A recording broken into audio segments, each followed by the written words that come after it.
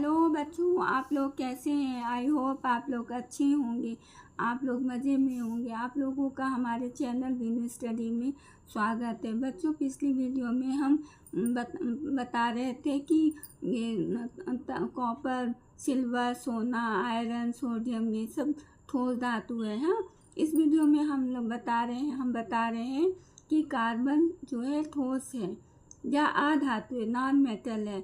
इसके अणु बहुत बड़े होते हैं तथा इसे सी से प्रदर्शित करते हैं। धातु तथा अधातु के भौतिक गुणधर्म इनके एकल परमाणु के कारण नहीं अपितु बड़े अणुओं के कारण होते। जो धातु है और अधातु है, इनके जो गुणधर्म होते हैं इनके अणुओं के कारण परमाणु के कारण नहीं होते कि परमाणु का गुणधर्म ऐसे, इनके बड़े अणुओं के कारण ही होते हैं। ठोस तत्व एकल परमाणुक होते, मोनो एटॉमिक होते हैं बच्चों। चलिए अब आ जाते हैं परमाणुकता,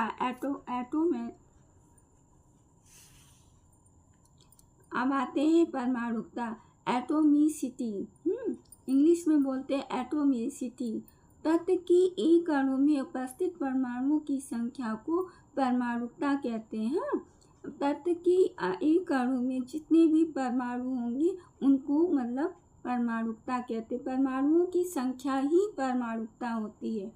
पहला अक्रिय गैस, जैसे हीलियम, नियॉन, आर्गन एक परमाणु होते हैं तो इसलिए इनको एकल परमाणु कहते हैं। तो इनकी परमाणुकता क्या होगी, एक होगी।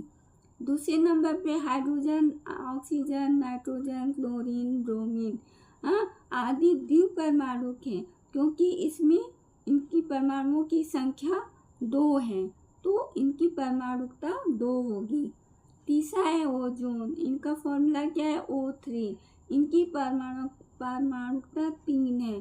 ठोस फास्फोरस, P4 की परमाणुकता 4 है, क्योंकि इनमें परमाणुओं की संख्या 4 है।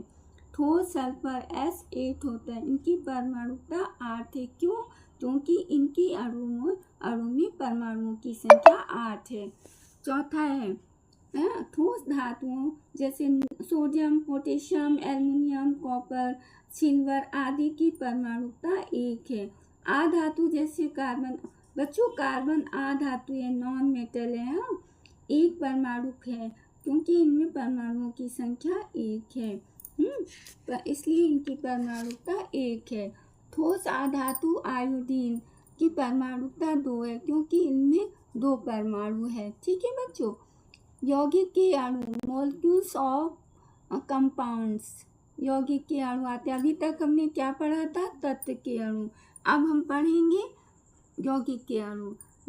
यौगिक के अणु क्या है, भिन्न भिन्न तत्वों के परमाणु एक निश्चित, ये मेन पॉइंट है बच्चों, एक निश्चित अनुपात में रासायनिक बंध द्वारा एक साथ बंधकर यौगिक के अणु बनाते हैं। ठीक है, यौगिक के अणु में क्या बात होती है, भिन्न भिन्न तत्व होते हैं, उनके परमाणु होते हैं और एक निश्चित अनुपात में रासायनिक बंध द्वारा बंधे रहते हैं और तब यौगिक के अणु बनते हैं।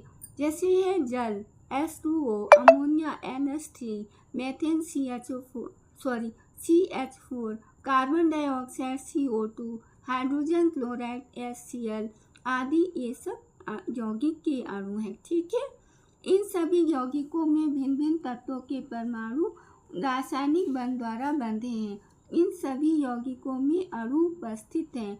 यौगिक में तत्व के द्रव्यमानों का अनुपात स्थिर तथा निश्चित होता है। यौगिक में जितने भी तत्व हैं उनके द्रव्यमानों का अनुपात निश्चित होता है और स्थिर होता है।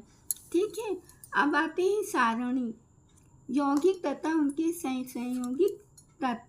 संयोगिक तत्व कौन कौन है, किसे कहते हैं बच्चों, जैसे जल है, इसमें हाइड्रोजन है, ऑक्सीजन, ये संयोगिक तत्व माने जाएंगे। इनको कौन कौन से यौगिक में तत्व हैं उन्हें संयोगिक तत्व कहते हैं, जिनके संयोग से वो यौगिक बना है। तो ये यौगिक है, कंपाउंड, सूत्र है इनका, संयोगिक तत्व है, ये अनुपात है। जल है, H2O इनका फॉर्मूला है। हाँ, इसमें कौन से संयोगिक तत्व हैं, हाइड्रोजन एवं ऑक्सीजन, इनका अनुपात कितना है, 1:8, 1:8। और अमोनिया का क्या है, अमोनिया NH3। कौन कौन संयोगिक तत्व है, नाइट्रोजन और हाइड्रोजन, इनका क्या है 14:3। इन सबको याद करना पड़ेगा बच्चों। कार्बन डाइऑक्साइड CO2 फॉर्मूला है, कार्बन और ऑक्सीजन इनके संयोगिक तत्व हैं और अनुपात क्या है इनके द्रव्यमानों का 3:8। हाइड्रोजन क्लोराइड HCl इनका फार्मूला है और कौन कौन से संयोगी तत्व हैं, हाइड्रोजन एवं क्लोरीन है, इनका द्रव्यमानों का अनुपात क्या है 1:35.5। अब पांचवा है सल्फर डाइऑक्साइड SO2 इनका फार्मूला है, सल्फर और ऑक्सीजन इनके संयोगिक तत्व हैं, इनके द्रव्यमानों का अनुपात क्या है 1:1। हाँ, इसमें विशेष बातें बच्चों ये है, परमाणु तत्व का एक सूक्ष्म भाग होता है जबकि अणु यौगिक या तत्व का सूक्ष्म भाग होता है। ठीक है, परमाणु तत्व का एक सूक्ष्म भाग होता है जबकि अणु यौगिक का भी हो सकता है और तत्व का भी सूक्ष्म भाग हो सकता है। ठीक है, एक तत्व का परमाणु जो है स्वतंत्र अवस्था में रह सकता है और नहीं भी रह सकता, लेकिन अणु स्वतंत्र अवस्था में रह सकता है। परमाणु को हम देख नहीं सकते परंतु अणु को हम देख सकते। बच्चों, वीडियो अच्छी लगे तो लाइक कीजिएगा, शेयर कीजिएगा, सब्सक्राइब भी कीजिएगा, बेल आइकन को दबाना मत भूलिएगा। Thank you watching this.